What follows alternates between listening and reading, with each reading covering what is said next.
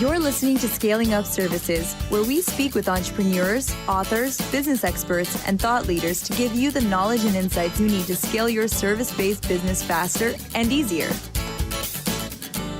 And now, here is your host, business coach Bruce Eckfeldt. Welcome, everyone. This is the Scaling Up Services podcast. I'm Bruce Eckfeldt. I'm your host. Today, we're here with DANO. And DANO and I met a while ago at a session from here in New York on awarding culture awards to companies. And we started chatting, and I learned a little bit more about what he does.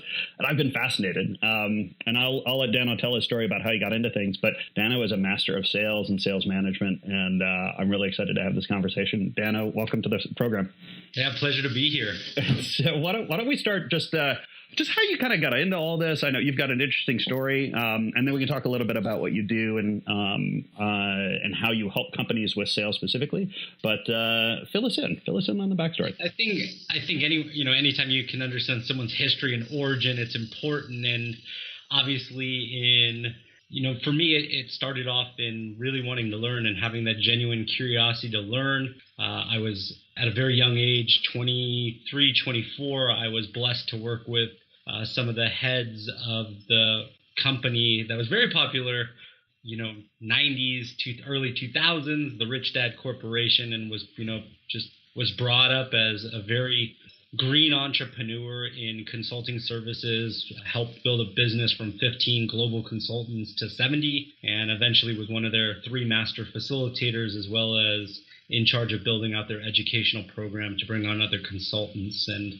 for anyone who's gone to a huge program with a Tony Robbins, Harvard, anything big, their promoters were our promoters. So It was a really interesting time for me in getting to look at, really celebrity-like trainers, celebrity speakers, and so forth. But at the end of the day, we'd be in front of thousands of people. And my last gig, it was about 500 people, 600 people. And I remember after day 2, everybody was crying in the room, and I'm going, these people think we changed their life, and really their life was changed for 2 days. We better keep this thing going. And so I just, I think I'm fit and naturally fit to be in sales and sales management because of my background in sports and played baseball my entire life. Thought I'd get drafted out of college and didn't. I played a little bit of semi-pro ball, but didn't. But one thing I loved about college sports and just sports at a high level is there's a score at the end of the game, and it's on a scoreboard, and there's usually reasons and statistics on how we got to that conclusion. So it's a natural progression for me, fit for me to be in sales and sales management. And that really I think I'm like Silicon Valley meets Glenn Gary, Glenn Ross in the boiler room. I'll bang it with the best of them on the phones, but I'm a nerd. I love it. And I think your point that the connection to sports in that it's about performance management, right? And how do you break down a fairly fluid art into something, a series of stats that you can measure to look at performance and know if I change certain things, I'm going to get different outcomes, and understand that kind of management and that analysis. I think it's great. And I think, sales is hard enough. I think selling services, it's just like it compounds the whole thing. So it's not only is the actual sales process, it's like the sales process is hard enough, but then when you're selling services, which are now kind of very abstract and intangible, it becomes even harder. So you're coming out of this space. So there's background in sports, in baseball, in doing the work on large scale event program training type of things. Tell me about kind of what you're doing now and how that kind of got to today. Yeah, simple. Don't love to call myself CEO because then I can't negotiate with people. So managing partner of a company called eCenter Management, and very simple. We work with CEOs in the SMB middle market. 3 to 30 million in sales revenue is what these companies tend to have.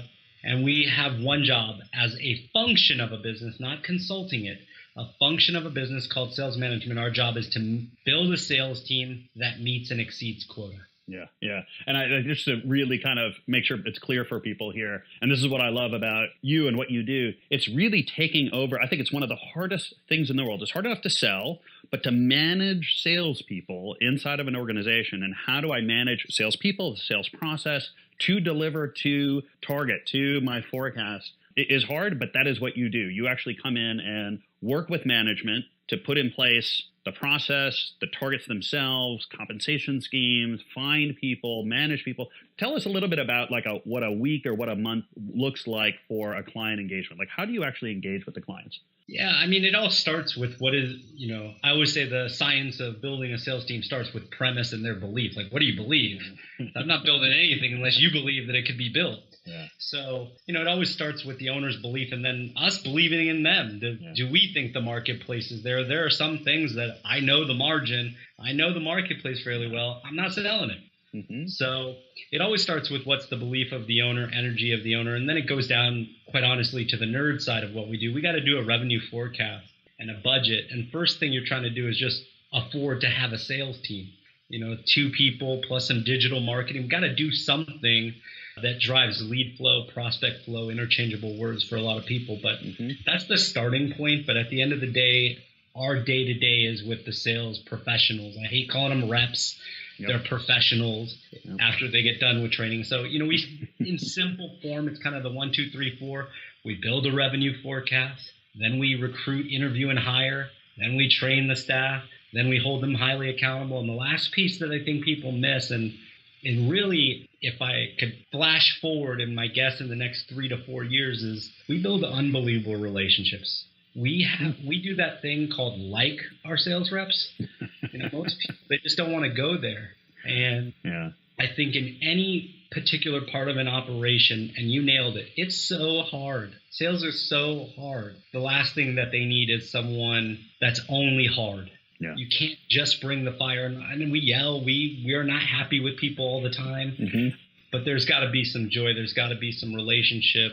And that we dig deep. We dig deep into what personally motivates them, but also their family, because you want ultimate motivator. You should send someone significant other their accountability. That'd be real crazy stuff. And we get to that level. Yeah. Wives and significant others of our reps, boyfriends, girls, like we know them. We wine and dine them. They're my customers. Yeah. I think a good one. I've always kind of had this philosophy of we have to bring love back to business, right? Like we have to figure out a way. Because look, we are people, and people are engaged by relationships with other people. And if we can't figure out a way to bring kind of, a love, empathy, respect, care for us as people in the workplace, you're not going to have that connection. You're not going to have that drive.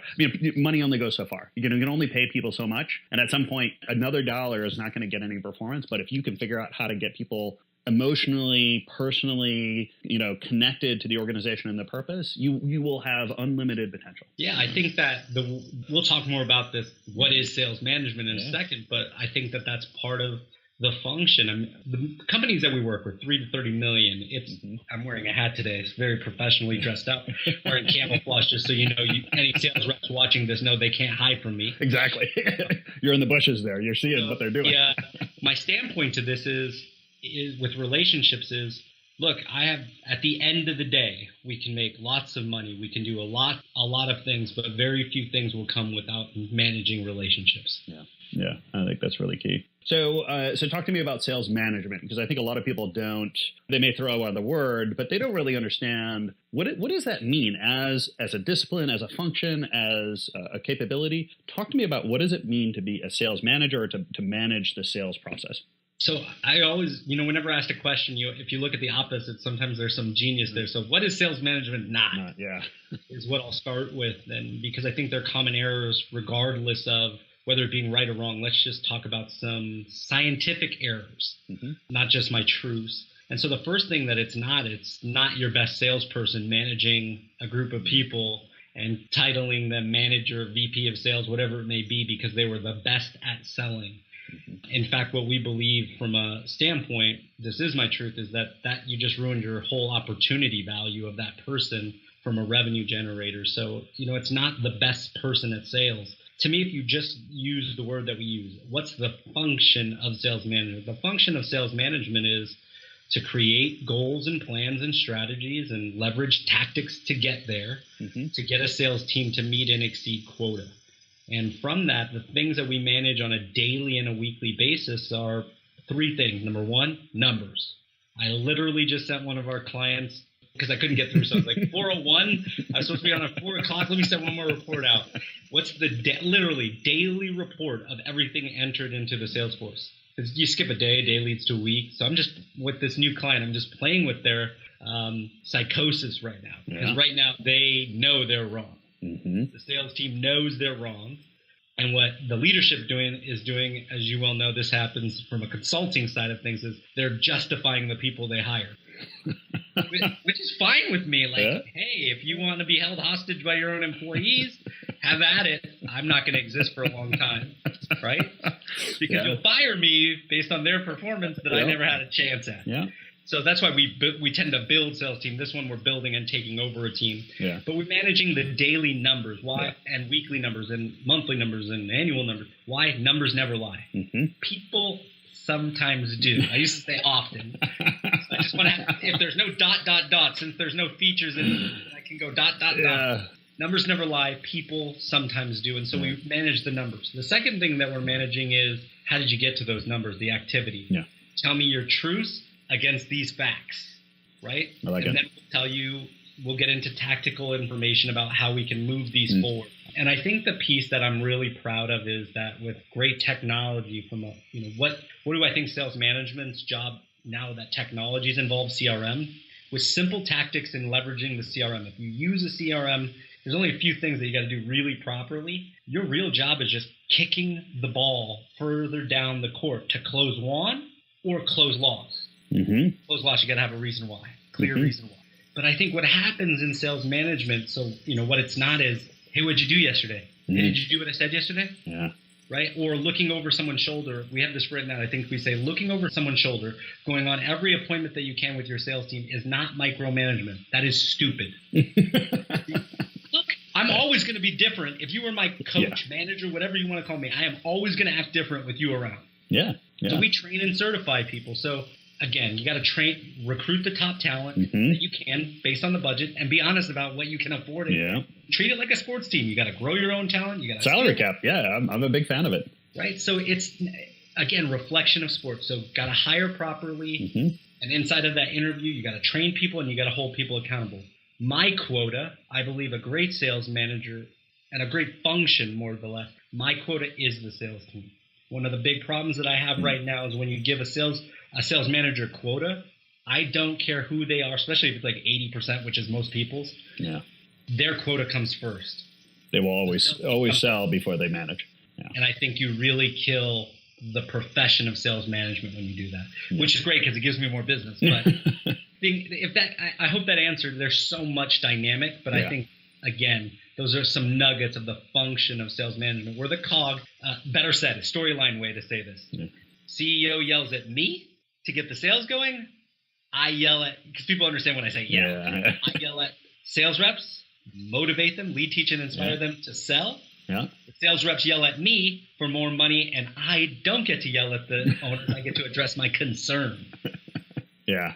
Well, and I think you hit a couple of things there that I think are really important, and I think a lot of people kind of get wrong, or at least I see a lot working with companies that are looking to grow and scale, and they're looking to scale up the sales team, or at least the sales results. And, they take that, their best salesperson, they put them into that management position, or at least they put them into, you're in charge of sales, go figure this out. And, to your point, not only is it typically lead to bad sales management, but you've also now lost your salesperson, right? So it's a double, like you're getting hit in both knees, not just one knee. Let's beat ourselves twice. Look, I always say this, like you really look at someone, I love the word pro, right? Profession. And usually I Google a word before I get on these things when I start to say I love a word. I don't know, I look up the definition. Look, at the end of the day, what I really like about pros, specifically athletes, or even right now in the Silicon Valley world, you play and you dabble with some really cool people, but these people who are in tech, they do things with purpose. Oh, yeah. There's such thing as the wrong code. It's one that doesn't work. Yeah. Right? So the same thing exists in sales. There's things that don't work. And the one thing that does not work when you put someone into sales where you got to lead, teach, and inspire, I go, well, what experience or school did they go to that they did all three of those? Because my schools didn't do that. I mean, it was hard enough getting to become a good leader. No. Most people teach. Most people don't even know how people learn, let alone to teach them. Yeah. Right? So how do you call yourself a teacher if you don't know how people learn visual, audio, kinesthetic? Like, you don't have a chance. Yeah. And then last but not least is you got to inspire a group that everyone thinks is money motivated. Yeah.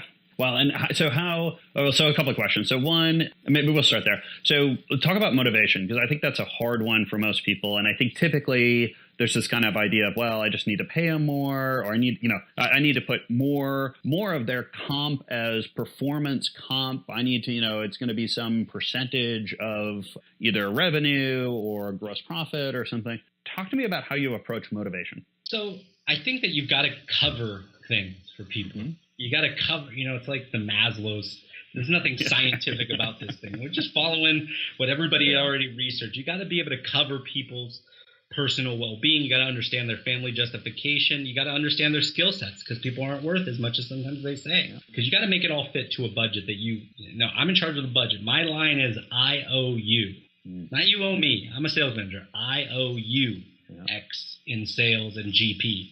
Yeah. So the first thing you got to look at in terms of motivation is what brings people just a baseline of peace. Yeah. And I think that, again, it goes back to what not to do, what not to hire. Someone who's broke and has bills through the yin yang. And look, as much as I want to take care of people, that's tough because there's no peace there. Once you understand someone's peace at home and how they leverage money to some extent. And a lot of people aren't going to say this. You got to dig. Yeah. You got to dig, but be HR compliant. Right? So the things you can't do anymore. I can't even ask someone how much money they made last year and check their W-2. So right now, someone could say, I made $5 billion and I can't go look at a W-2 This is fascinating stuff. Yeah. Hey, it's just you got to be better at your job now. I actually got to work at qualifying people from an employment standpoint. It's all right. I'm in sales. I'll be all right. So I think from a motivational standpoint, number one, what's peace? Yeah. Right. What is peace? Number two is a little secret. Since this is the show of secrets. Yeah, exactly. There is not one manager that we have met and another organization doing marketing or selling, anyone with quota. We have never seen this. With every single one of our budgets that we give an owner and a quota for a sales rep, we have a thing called activity quota bonus. So I'm going to explain this in words, but by all means, I'm going to have your audience, if they're really listening to this thing, bug the hell out of you and that's a sample. I'll send the raw data. I'm very much the guy that gives my best advice absolutely up front, because most people just don't go into executing it. Yeah. So what you do is, let's say our average salary base for a 1 to 3 year experienced person, B2B sales, is about $62,000. Okay. Right. So that's the base. What we do is we take $12,000 of that dollars out of the base, and we say every single month you can earn $1,000 of this base by doing that thing called your job. Mm-hmm. Because what owners tend to do, especially if it's the owner that wears all the hats and is trying to do sales management, operations, these people. Mm-hmm. They try to use the only two things that they know motivates people, which is sticks and carrots. Hey, if you don't do your job, you're fired. Last time I checked, it takes zero talent to fire anyone. Yeah. Number two, here's what we're going to do. We're going to run a sales contest and pay you more money to do the job that I already told you to do. Right? I'm going to pay you more to do the job I'm already paying you to do. Yeah. So at the end of the day, you have sticks and carrots. We just said, look, we got a problem here. If the only two motivators from a base compensation, not above and beyond, when we start talking about lifestyle, what I really think motivates people, just a base. Man, we got a problem here. So we pull out $1,000 and we put KPIs against it. Dials made, initial first appointments, pipeline performance. And look, if you don't get paid, I used to rip $100 bill on stage and go, it's throwaway money if you don't do this. And then the CEO started getting really mad at me. But the truth is, it's throwaway money. Yeah. That's what I tell the sales professionals I manage. Yeah. I don't get it. You don't get it. The owner gets nothing from it. It's throwaway money. Yeah. So we force people, they got to play, and then we'll pay them that little bit of the base compensation that we pull. Well, and do you pick, is it one number, or is it a suite of numbers and you've got to hit these suite to get the money? So everybody asks, is it an all or nothing type of thing? Look, so the answer is it depends. Yeah. Right? It depends on how they're performing. A lot of time, look, I don't want to take the money. I want to be clear. Yeah. If you hit your dials, but you missed your initial held appointments, which is a common KPI in a B2B environment, which I dominate, Depends, right? So we try to say upfront how we're grading every month. And here's the cool part. Every month, I could change the KPI based on what the company needs. Yeah, I think that's key. And I hope listeners are taking this away, which is you have to look at where your current performance is and what is the thing that you're trying to change or implement at the time. Yeah, it's like people creating rules like be on time by being early when everybody's on time and everybody's early. Like you don't need that rule. So I totally get that, what you're saying. I give you the last piece. So, the first piece is bring peace. Second piece is within that piece, you've got to have some kind of activity that drives some type of numbers for the company right away within their base. And the last one is 7 years. I stopped about 2 years ago, partly because I was done playing with people's goals. For 7 years, I ran a free goals workshop for guys like you and I who would like that kind of thing, right? And I would change. I'd do a little bit of Robbins, a little bit of this, and I'd steal everybody's the best thing. And most of it, if we really studied deep, it was probably Napoleon Hill's. Right? Yeah. So, and I would get to this one, and a lot of people have this, when you're trying to define most definite purpose, most definite action, the one thing, using some taglines of people. I said, if you won $10 million cash, no tax-free, what would you do with it? And for 7 years, in this order, dissecting, my goals workshop averaged around 50 to 70 people. You're at, so a huge range, but 50 people. Every year, I would go around at this part, and because I'd get a spreadsheet out and I'd put it up on screen because I wanted people to see how crazy we are. Every year, I dissect the top 5 things. I had to put 5 because people knew that I already knew the 3 people who would repeat. I call the goals workshop. I called them my repeat offenders, coming back like there's gonna. If you don't know how to do your own goals, so. But I get it because I would do the same thing. Yeah. So here's the 3 things: 7 years of data in this order that most people in the room said that they would do with $10 million: travel, spend time with family, and give back. In that order. I was fascinated that time with family wasn't first, it's travel. Right? So I have my own things of why travel, why family with family, why give back. Give back is the intuitive, totally makes sense to me. Yeah. Time with family makes sense to me. The travel was unique to me. I just think people really want new. Yeah. Well, I think it's autonomy. It's the idea that I can choose to go do something, and it's freedom, essentially. It's the freedom to go do things I want to do. I'm sure if you went destination, some people would be like, I'm going to go to Miami, or I'm going to go to Alaska, or like that is going to be hugely diverse, but I get to go do something. We have some good fights about team travel with that kind of stuff. So here's the motivation trick number 3 is know that up front. Why? Like, we're the only animal in the world that can predict potential futures. Why are you not taking this data? There's only 3 things people want. What book are you reading? There's no book in the world that says if you yell or people want more money. The book said think and grow rich. It didn't say start a business. It didn't say sell things. It said think. Think about this. So I just say think about what the 3 things. I'm giving you the 3 things that people said they would do with money. Why don't you give them those? And I think the tech companies, I always like stealing from other industries or sizes of companies. What should you do if you're a small company? I don't know what the big people do with numbers. They actually look at them. Yeah. If you're a big company, what should you do? What the small people do with their business, like actually care about their people. So it's this trade of yin and yang, and this part right here of motivation. I just really think that people want to travel, spend time with family, and get back.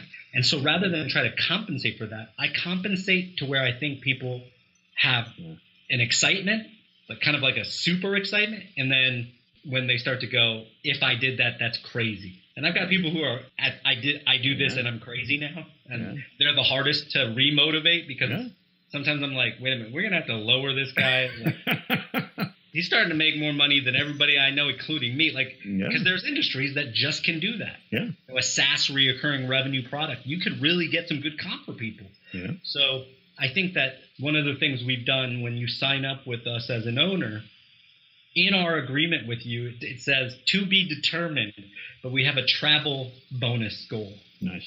And so every year, if my team hits a certain level of sales, I just, I talk to the owners and I go, look, if you don't give me 2% of this overall stuff, like, you really don't like me. Yeah. Because all I'm doing is going to build culture. I'm giving people exactly.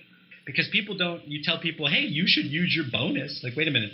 You're telling me how to use my bonus? So I've got to help them travel. I've got to help them spend time with family. At my organization, we do a family dinner. We've been bad about it for this year. We do family dinners. Yeah. everybody's invited, like old school, like, and I want to bring it back. I want to bring back potluck dinners because I think that's even weirder. So you've got to spend time with family. And then I think, look, everybody's doing the give back thing in weird ways. Yeah. I think that we're trying to find the one, like whether it's Habitat for Humanity. Yeah. I want to find the one that excites the entire staff. But I really like what you said. It'd be cooler for the staff to say, hey, here's what I want to do. Yeah. Well, I think it's if you look at it from a culture point of view, people are certainly going to remember or emotionally connect with, the travel, with the time they had with their family, with the way in which they gave back. Then they remember getting a check, and because actually they don't even get checks; it just deposits into their bank account now, right? So it's real so motivating. ephemeral. Yeah, exactly. It's so ephemeral. I think it's a really important point, and it's something we do a lot. I mean, we do it outside of sales too. Just anyone in the organization, when we look at compensation and motivation, you've got to look above and beyond the actual dollars. And certainly as you get to the higher numbers, the incremental dollars are actually not that motivating. In fact, it can turn people off if everything becomes purely financially based. I just learned something on the podcast that I'm recording with you. I mean, I think you nailed it, right? What's the experience given in what you think is motivating? Yeah. If you think money is motivating and you do direct deposit through the bank, there's no experience. Yeah, exactly. Unless someone films themselves at home praying to God and thanking. Check it, refreshing the bank account. There it is, I got it. I'm always curious to be like, I think of the Scrooge. Yeah. I always wonder what people say about their me around the dinner table, right? Yeah. And I think that's something that we think as managers and leaders in sales. But at the end of the day, people are not thanking me. I just don't believe that. I get some great testimonials and my people love me and I love them. But I think what you just nailed, the experience that people are having, that's motivation number 3. Yeah. So I know one of the things you end up doing quite a bit is finding salespeople. How do you go about doing that? Do you have any rules of thumb, heuristics, strategies when you're looking to build a sales team? What do you look for? How much of it is, general, and how much of it is kind of depends on the company and what you're selling or the nature of the company you're selling for? Yeah, I mean, it depends, right? So I think of it, anytime we are building a sales team, if you're listening to this, I really think you got to have the positions first and understand what you're trying to accomplish. If you need to perform right away and you have the budget, then I would start to think about, and I'll use the word stealing or attracting top talent. I think you can think about those things. There's egos, and I think a positive ego for that. I think sales professionals have to have some ego to them. They've got an attitude of, or I'll use the word, they got to have some certainty to them. Yeah, mindset of success. I think that's. So the other thing is if you have the time, at the end of the day, if you have the time and you have the budget to build from scratch and really build your own and nurture your own sales team, you can take people from 1 to 2 years experience or no experience at all and get them to 6 figures in sales and sales compensation. And, getting people to 6 figures in Manhattan, 200,000, 50 plus, there's just not a lot of jobs like that. Yeah. So you get people to a place of peace, and then what gets them excited and gets them out of bed, you're going to do some really good damage from a hiring perspective. I think if you take any nuggets from me on interviewing, so one, have the positions and know your framework from a budget standpoint. 2 is in your interviewing process, these are sales professionals you're looking for. And really, this goes to anyone now, because I know a lot of people have stolen this out of our interviewing process. You got to test people. Yeah. Sales skill sets. I ask CEOs this. I ask sales representatives this. I ask. And I said reps on purpose that time. Like, very few people, just the pros, in my opinion, even know what a sales skill set is. People say passion, energy. I'm like, well, those are like given. Skill sets of selling are the 3 core. Core meaning Karelia means heart. The heart of a skill set for a salesperson is you got to be, number 1 is that our number 1 skill set is quality question asking. Yeah. Number 2 is professional storytelling, and number 3 is objection handling. Those are core, and so your interviews have to talk about those things, but more importantly, test that. Yeah. How do you test someone's a quality question asker? All the soft skills, we don't discount them. We're always looking, do we think this person's honest, thoughtful, kind, all that, and we have ways to do that. You have to have a process on everything. So skill set testing, we have a grading scale for that. On soft skills, we have a grading for that. And people say, how do you grade soft skills? look, thoughtful. If the person says, hey, is it all right if I sit here? If the person opens the door, Yep. if the person says, do you mind if I take notes? There's a lot of things. My point to this is if you're going to build a team of professionals, your interviewing process has to be professional. So it's all over LinkedIn, the stuff that we wrote about. I think it got some really good posts. So look, we have it. We have the article. There's so many. Like it's just we have one that's B2B sales pros, how to hire them. Yeah. And hundreds of sales pros later, I think we're qualified now. I hope so. And I think it's all great. I think the two pieces that really resonate for me, one, you got to have the positions. Like you can't start the hiring process until you know what you really want, which means you have to have the sales strategy. You need to know what your ideal sales team is going to look like so you can fill those right slots. And then have a process, because you're right. It's tough to interview anyone, but it's particularly tough to interview salespeople because they are often quite good at sales. So glad you brought that up. So look, let me give you the combat, and then I'm going to give you number 3, probably the one that nobody wants to talk about, how we end the interviews, because this one's going to hurt. But let me give you some tactic on what you just said. You're nailing it, right? So if they're good salespeople, they should sell themselves. Here's how our interview process starts, at least the first in-person after they get by the screen. They walk in, I literally lean back. Sometimes I'll sometimes I'll undress just to dress casually for this interview. Yeah. Right. So I'm wearing a suit with slippers. Yeah. Hawaiians call it slippers, flip-flops, whatever. So I call them Hawaiian tennis shoes. Yeah. So the reason being is I start by saying this. You got to set the context for every interview. This interview is going to last 30 minutes. The reason that you're here is because we just want to get to know you at a more personal level. It's going to be super relaxing. Hopefully the most casual but yet professional interview process you've ever been through. The reason that it's so casual is because at the end of the day, we know you could sell, Mr. Salesperson. And we really want to really buy the person that you're not selling, but who you truly are. Yeah.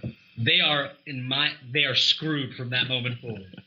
Because now they're you got to think of what's happening on their side of the table. You're playing with their head. Right? It's not playing. Look, I'm telling what people really should be saying. Yeah. This guy came in like, oh, I'm going to blow this guy away. Look, you're not really going to blow me away. I'll be blown away if you're really, if I could dig. Like, I want to know what I don't know. I saw this on the resume. I could have asked these questions. So it's really, you got to set the context for each interview. I think you nailed it. Here's the last interview. And by the way, I think it's like 6 interviews we do. And people have asked if you can combine it. You can combine a lot of different ones. But the last interview is, I'm going to mess this word up, but I believe it's repetiation. To talk someone out of it. Yeah. So I always give the visual for those who are young enough to follow culture. Eminem in the movie 8 Mile, the last rap he did. Yeah. There was not much more to say. Yeah. Right? So we tell people who we truly are. I've mentioned yell. I'm not going to lie. I yell. Mm-hmm. I also love people. Hardcore as well. So I'm the yin and yang. Mm-hmm. I do not put it like the immediately lying is like there's no 3 strikes, you're out. Yeah. If you lie about where you were and what you were doing, we don't have a problem. You have a situation. Yeah. I don't. Yeah. So I think really talking people out of the job is so underestimated, so underused, and the other side is I say this, and I've said this to thousands of people who's really doing this stuff. The reason people don't, even when they know to do it, is because they're afraid of losing candidates. And at the end of the day, I go, if you're afraid of your people before you even hire them, you got a problem. Yeah. And so, I remember the first time that it really hurt me that I talked someone out. I came back right up the road. I'm here in Long Island. Right up the road, I come back from a restaurant. I just spent like $60 the day before on this guy's lunch. Yeah. Right. And because I thought this guy was a shoo-in. So I get an email because it never comes at the appointment. Yeah. Exactly. It's always an email. Nobody ever calls. Right? It's always an email. Yeah. The email comes through. I send it to one of our partners here. And I go, so what'd you think? And he's going to say, it's all right. Like, I think he's going to be nice, Mm-hmm. By the way, we have like radical candor rules here, so I should have saw this coming. He's like, great job. What? Yeah, you're the one who's teaching this thing called Talk People Out of It. Yeah. It worked. You did your job. Yeah. And when you really look at it, that's the truth. We don't know how much money you really saved the company. You know that Bruce is good at running and operating businesses, but I'm pretty sure he has not figured out exactly how to calculate the add back of someone quitting and the compensation of educating them with a full-time employee that could have been doing something else. Yeah, exactly. Yeah, that opportunity loss is incalculable. Profit and loss. And so our last piece of how we hire is like, we are at the very end, we are brutally honest, and we try to talk people out of it. Yeah. No, well, and I think that's smart, and I think that it's a really tough pill to swallow, I think, for just about every business professional. But look, if you want to build really strong long-term team, I mean, it goes for any team, but particularly sales teams, they have to sell themselves into the process. If they're not selling you to get into that, it's really, you're gonna. We got a manager right now during this call going on what we call the whining and dining networking. We go see how people do in social settings. You have the best guy; he's great at selling you all the way through the process, and then you get to dinner and it's the worst conversation ever. He cannot spark conversation at all. No gift of gab or rapport building at all. So you find out very quickly. And then in some B2B environments where you're whining and dining, that's a tough go. But we have it right now. I think the owners are going to come back. I think the guys, the professional that we're looking at is going to do well. The owner's going to come back and go, sign him up. And I have to go, maybe. Yeah. Yeah. But that's the job. I question my own business practices. I'm like, maybe. I will lose compensation of recruiting because if the guy doesn't want it, I don't want him. That's good. Vice versa, right? It's a trade-off. Yeah. Dano, this is great. We're at time here, but we've covered a lot of great stuff, and I really appreciate it. If people are more interested around you and your business and how you work with companies around sales management, what's the best way to get a hold of you, and how can they find out some more information? Look, I think the best thing, super inspired by you and what people are doing around digital marketing. Again, my Glenn Ross is I don't need any leads, but I do. And so what I'll say is just check us out. Check me out on LinkedIn. Connect with me. Slowly growing the community. John Dano. I think it goes by my full name, John Keahi Dano. And if you call me John or Keahi, I will not answer. As I have learned. Like Donna, Sharon, Dano. So help brand that. And then the last is like old school.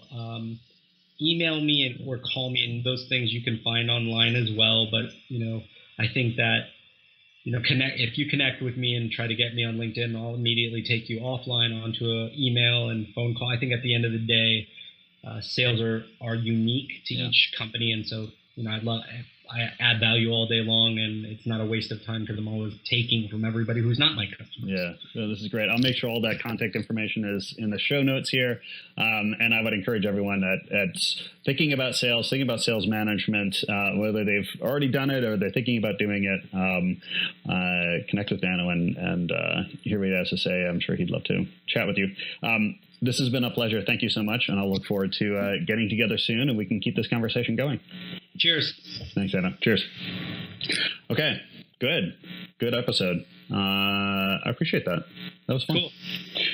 It's probably going to be 4-6 weeks. I'll let you know beforehand. You can help me do some promotion and stuff. But otherwise, that was great.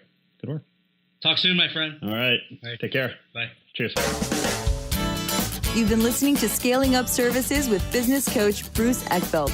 To find a full list of podcast episodes, download the tools and worksheets, and access other great content, visit the website at scalingupservices.com. And don't forget to sign up for the free newsletter at scalingupservices.com/newsletter.